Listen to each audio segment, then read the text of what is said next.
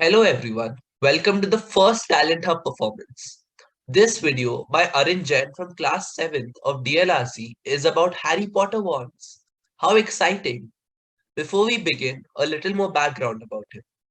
When he was 8, he had an affinity for reading, so whenever he went on long journeys, he always took a book along with him. His father got him the third book in the series, which is Harry Potter and the Prisoner of Azkaban, which he still owns, and he read it and had an interest in it. He then looked for other books and watched the movie series, but it got boring by the time of the fourth movie. Fast forward to 2021, he was looking for books to read and movies to watch in the lockdown. He decided to binge watch the entire movie series, and he understood and liked it a lot more. So, with his passion for crafts, he made a wand and a staff and he created multiple of them.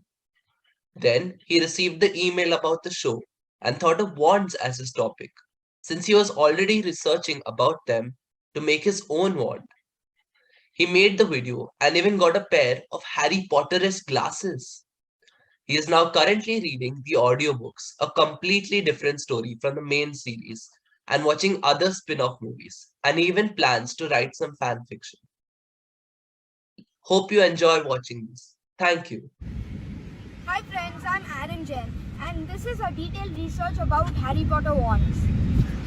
So if you see, I've got a wand of myself here. So a wand has four main components: the handle, the crown, the body and the core of the wand.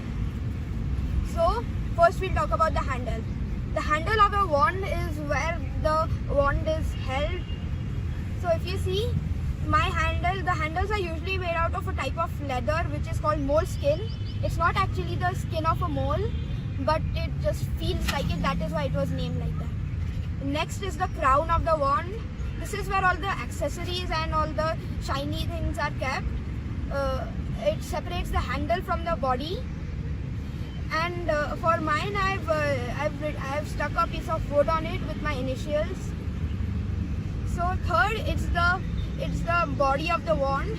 It's the wood. The wood that the body is made out of plays a key role in how a wand acts. So, for example, a wand of holly would be very loyal to its owner, but a wand of elm would be very strong, but it could change owners very quickly. Next, the most important part of the wand is the core. The core gives the wand magic, and it is usually a type of string or a shard. So my wand here, it is supposed to have a phoenix feather core, but phoenix don't exist in real life. If you see, the most common type of wand core is the unicorn hair core, which is the hardest to tame. But when you tame it, it becomes very easy to use it, and it is the hardest to do bad things with it. Then comes next in line comes a dragon heartstring, which is very powerful, but it likes to change its owners. And sometimes it doesn't even listen to its owner. Third is the phoenix feather core, which is the feather of a phoenix. It has the strongest bond to its owner. That's because the phoenix, it is a very loyal bird, and it can reincarnate itself. So it's the hardest to break and it's the easiest to repair. You see, the wood I've used in my wand, it's gulmohar wood. Yes. So next we will be talking about the spells that a wand can perform, mainly the wand movement of a spell. So there are multiple spells that a wizard can use, but one of the most useful spells in combat are first Expelliarmus. This spell just disarms your opponent. So the wand movement for that is just a simple flick. So when you flick it, you have to flick it in a specific direction. So if you flick it downwards, the wand of the opponent, it will go downwards, and if you do it upwards, it will go upwards. Next, it's the stupefy charm, which makes the other person, which just makes the other person stunned. So that just a simple point. There's not much to it, but you just have to point it at them and say stupefy.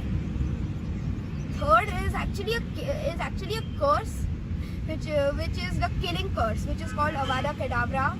It's actually illegal in most places because it kills people. So the wand movement for that is a lightning bolt.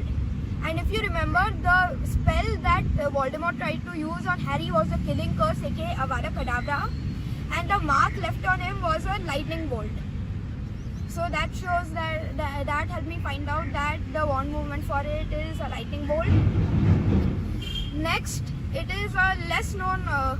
This is a lesser known spell, but this one is called Petrificus Totalis, which basically turns your opponent into a statue. You basically have to point it at your opponent and then you have to keep your arm very still as if it is a statue. Okay? So the other person turns into basically a statue. But they don't turn into rock, they just freeze. Yeah. So now I'll talk about the most famous wand in wizarding history, the Elder Wand. The Elder Wand was gifted to one of the Peverell brothers and it was made by Death himself. But the Peverell brother got succumbed to his power and boasted about the wand. One night, a jealous wizard came and murdered the Peverell brother and stole his wand. Then the next wizard got jealous and then he murdered the one who was the master of the Elder Wand and got the wand, and in doing so started a chain which led down to Grindelwald getting the wand. Grindelwald was a very famous dark wizard, and he was defeated by Albus Dumbledore, who got the wand, but in doing so, the wand broke out of control and murdered Ariana Dumbledore, Albus Dumbledore's sister. So next what happened? Dumbledore got so angry that he decided that he would become so great that no one would murder him, and he would die with the Elder Wand, thus breaking the chain. But he failed since Draco Malfoy disarmed Dumbledore and Draco became the master of the Elder Wand. Then Harry Potter disarmed Draco Malfoy. But Voldemort thought that Severus Snape, the Dark Arts teacher, Voldemort thought that he was the owner of the Elder Wand because Snape killed Dumbledore after Draco Malfoy disarmed Dumbledore. So Voldemort killed him and stole Dumbledore's wand from his grave. But since he was not the true master of it, when he battled Harry Potter, the wand did not listen to him and he lost. So that's how the story of Harry Potter ends. Thank you for watching this entire research. I spent a lot of time on this.